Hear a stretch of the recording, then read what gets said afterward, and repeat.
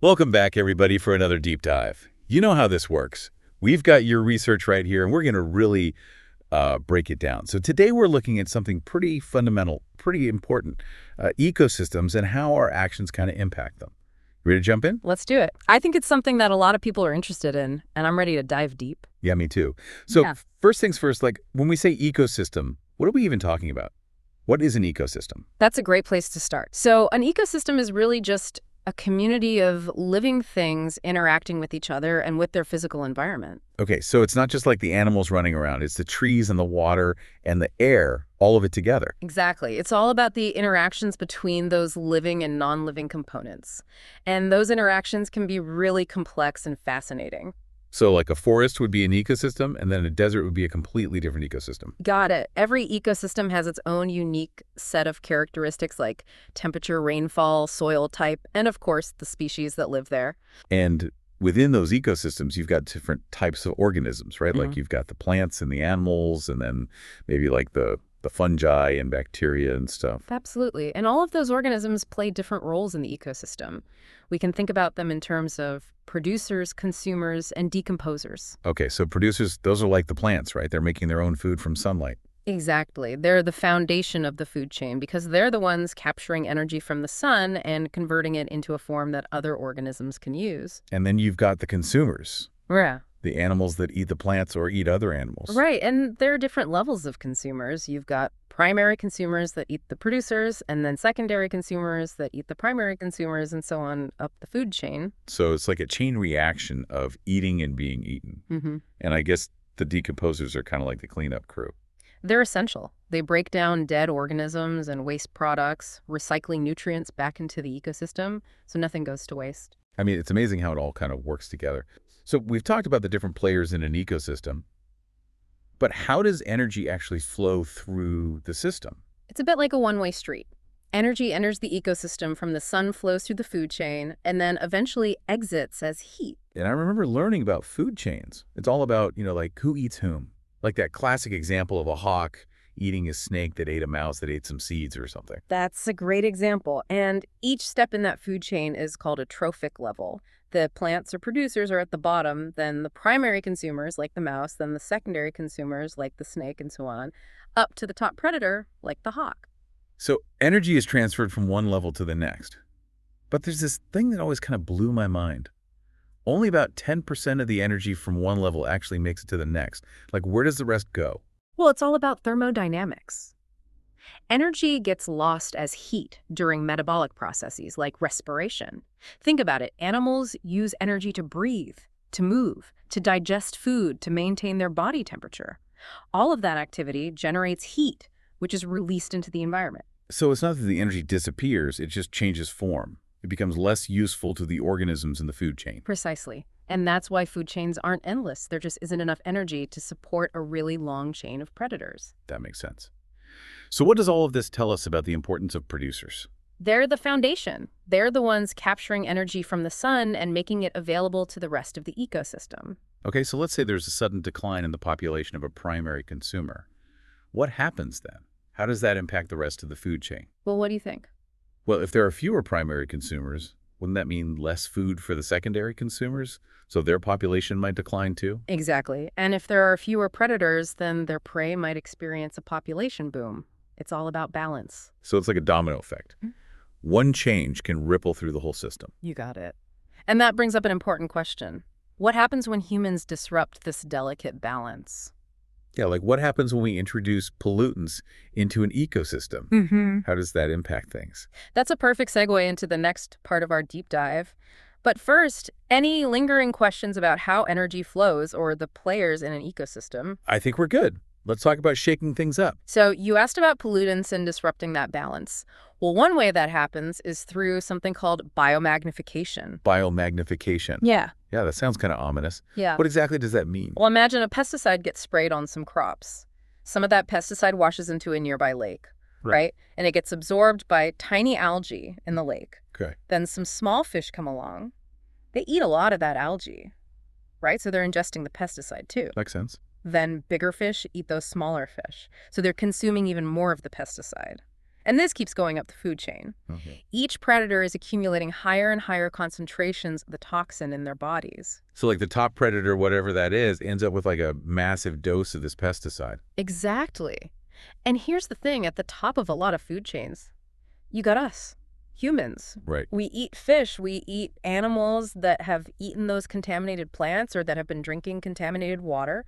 And all those toxins, they can end up in our bodies. Wow, I never really thought about it like that.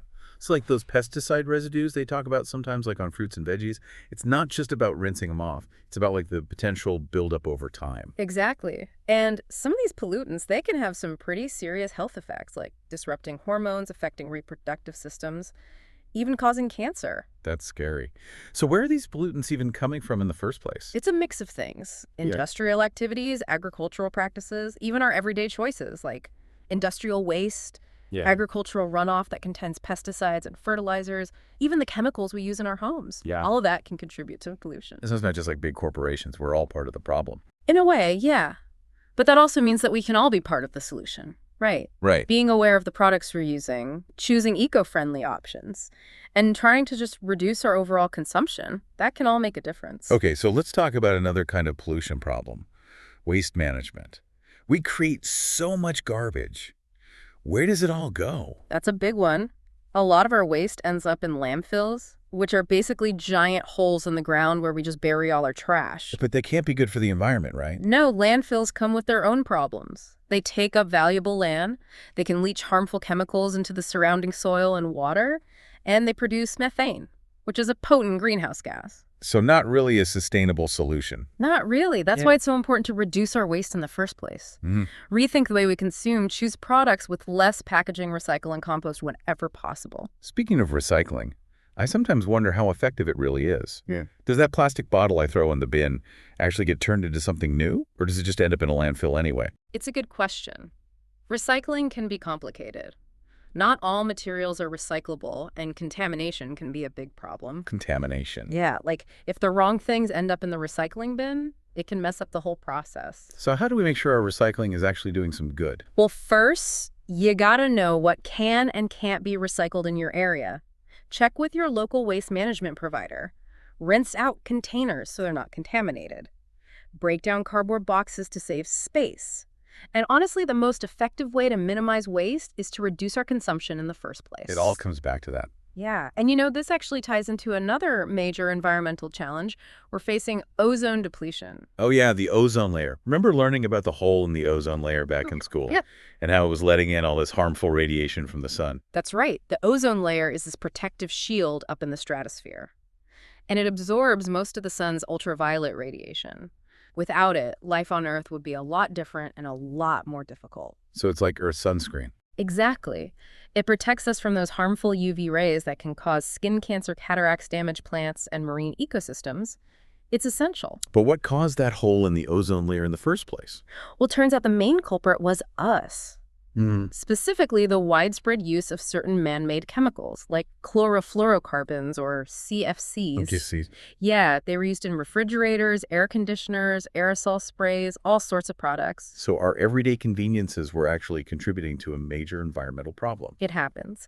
But the good news is that once scientists figured out the link between CFCs and ozone depletion, the world took action. Really? Yeah. In 1987, countries around the world signed the Montreal Protocol, which was this international treaty aimed at phasing out CFCs and other ozone-depleting substances. So we actually came together and tackled a global environmental problem. We did, and the Montreal Protocol is considered one of the most successful environmental treaties ever. Because of it, the concentration of ozone-depleting substances in the atmosphere has been steadily declining, and the ozone layer is actually showing signs of recovery. That's amazing. So we can make a difference when we work together. Absolutely. So before we move on, any questions about pollution waste management? The ozone layer. I think I'm good for now. What's next? Okay, so we've talked a lot about the negative impacts. Yeah. But, I mean, are there any ways that humans are actually helping ecosystems? Oh, absolutely. It's not all doom and gloom. There's a whole field called restoration ecology that's all about repairing the damage we've done. Restoration ecology. So it's like giving ecosystems a second chance. Exactly. Like ecological first aid. We might replant trees in a deforested area or reintroduce native species that have disappeared or even clean up polluted waterways. So we're not just destroyers. We can also be healers. That's right. And it's pretty amazing to see how resilient nature can be. When given the chance, ecosystems can often bounce back and thrive again. That's good to hear. So with all of this in mind, how can we all shift our thinking to become better stewards of the environment? I think it starts with recognizing that we're part of nature, not separate from it. Our actions have consequences, and we have to make sure those consequences are positive ones. So moving away from that mindset of taking from nature and more towards living in harmony with it. Exactly. It's about making conscious choices in our daily lives. Yeah. Reducing our consumption, conserving resources, supporting sustainable practices. So it's not just about grand gestures. It's about those little everyday actions that add up. Absolutely. And honestly, one of the most powerful things we can do is simply connect with nature. Spend time outdoors, appreciate its beauty, understand how everything is interconnected. Yeah, the more we understand and appreciate nature, the more likely we are to protect it. Couldn't agree more. And remember, knowledge is power. The more we learn about ecosystems and the challenges they face, the better equipped we'll be to make a difference. That's a great point. Well, this has been an incredible deep dive. I feel like we've really journeyed through the inner workings of our planet. It's been a pleasure exploring these concepts with you. And a huge thank you to you for listening. We hope you've gained a deeper understanding of ecosystems and how crucial they are for all life on Earth. Remember, everything is connected. Our choices matter, and we all have the power to make a difference. So keep exploring, keep learning, and keep diving deep into the wonders of our natural world. Until next time, take care.